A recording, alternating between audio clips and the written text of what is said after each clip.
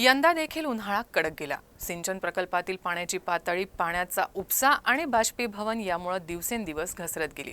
त्यामुळे सद्यस्थितीत जिल्ह्यातील 53 प्रकल्पात सरासरी 38.24% जलसाठा शिल्लक आहे। आता मान्सून तोंडावर असून मान्सूनच्या पावसावरच प्रकल्पांची स्थिती अवलंबून आहे। पावसाळ्याला सुरुवात झाली आहे, मात्र अजूनही पाऊस पडला नाही। त्यामुळे सद्यस्थितीत जिल्ह्यातील 53 प्रकल्पात 38.24% जलसाठा शिल्लक आहे। यातील 7 मध्यम प्रकल्पात 30.45 तर 45 लघु प्रकल्पात 30.56% जलसाठा आहे।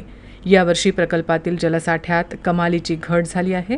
त्यामुळे आगामी मान्सूनच्या पावसावर प्रकल्पांची स्थिती अवलंबून राहणार आहे। पाणी पुरवठ्याचा सर्वाधिक ताण असलेल्या अप्पर वर्धा या धरणात सध्या 251.26 दलघमी म्हणजे 44.55% साठा आहे।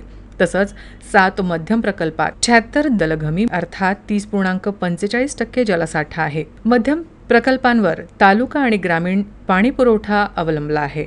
लघु प्रकल्पांच्या काही प्रकल्पांची जलसाठ्याची स्थिती बऱ्यापैकी असली तरी त्यात 63.97 दलघमी म्हणजेच 30.56% जलसाठा आहे।